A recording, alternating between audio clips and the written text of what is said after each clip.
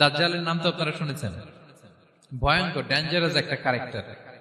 পৃথিবীর শুরু থেকে শেষ পর্যন্ত এর চেয়ে বড় ফিতনা আসেনি, আসবেও না। দাজ্জালের ফিতনা।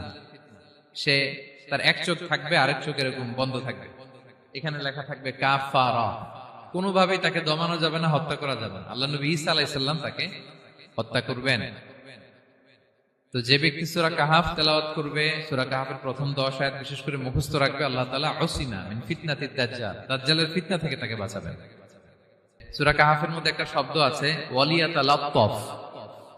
যারা কোরআন পড়েছেন দেখে থাকবেন, না দেখলে আজকে বাসায় যে দেখবেন, একটা শব্দ আছে ওয়ালিয়াতালাত্তাফ। দেখবেন কোরআনের মধ্যে এই শব্দটা বোল্ড করা, মোটা কালি দিয়ে লেখা, bold.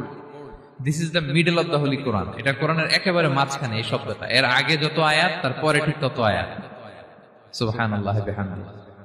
This is the middle of the Holy Quran, এবং এটা সূরা কাহাফের মধ্যে আছে ওয়ালিয়াতালাত্তাফ শব্দটা আপনারা দেখবেন। এবং এই সূরাটা নবুয়তির ৫ম বৎসরে নাজিল হয়েছিল, আবিসিনিয়াতে, হিজরতের পূর্বে। তখন সাহাবীদের উপর, নমুসলিম সাহাবাদের উপর কঠিন অত্যাচার চলতেছিল, ভয়ঙ্কর ধরনের অত্যাচার। তো এই সূরাটা নাজিল করে আল্লাহ তাআলা ওনাদেরকে সান্ত্বনা দিলেন এবং বুঝাতে চাইলেন এই অত্যাচার, এই জুলুমের শিকার শুধু তোমরাই হচ্ছ না, এর আগেও হয়েছে অনেকে। ৭ জন যুবক ছিল রোমান সাম্রাজ্যে, তারা তাদের ঈমান বাঁচানোর জন্য এরকম কষ্টের শিকার হয়েছিল, এবং তারা যে স্বপ্ন দেখেছিল সেই স্বপ্ন আল্লাহ তাআলা বাস্তবায়ন করেছেন। তো এই ঘটনাগুলো শুনিয়ে বেসিক্যালি মক্কার যে নও-মুসলিম সাহাবারা, তাদেরকে আল্লাহ তাআলা সান্ত্বনা দিচ্ছিলেন যে ফ্রাস্ট্রেটেড হওয়ার কিছু নেই। ওয়ালা তাহিনু ওয়ালা তাহজানু ওয়া আনতুমুল আ'লাউনা ইন কুনতুম মুমিনিন।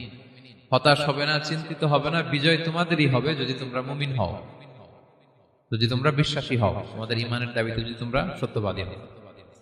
এই সূরাটা নাজিলের একটা প্রেক্ষাপট আছে। মক্কার কুরাইশরা কোনোভাবেই যখন রাসূল সাল্লাল্লাহু আলাইহি ওয়াসাল্লামকে দমাতে পারছিল না, তখন তারা প্ল্যান করলো যে আমরা মদিনাতে যে মদিনার ইহুদিদের কাছ থেকে কিছু জেনে আসি। কারণ মক্কাবাসীদের নবী, রাসূল, ওহী, আখিরাত এগুলোর ব্যাপারে কোনো ধারণা ছিল না। তো ফলে তারা কুরাইশরা নজর ইবনে হারিস এবং উকবা ইবনে আবি মুঈত এই দুইজনকে পাঠালো, তোমরা মদিনায় যাও, মদিনায় ইহুদিরা থাকে, ইহুদিদের কাছে তাওরাত নাজিল হয়েছিল। They have idea regarding prophets and আখিরাত, আখিরাত কি, নবী কি, এগুলোর আইডিয়া তাদের আছে। তো তাদের দুইজনকে পাঠালো যে তোমরা যে তাদের জিজ্ঞেস করো যে আমাদের জ্ঞাতি ভাইদের মধ্যে থেকে একজন তো নবী দাবি করে, সে কি আসলে নবী কিনা, আমরা কিভাবে বুঝবো?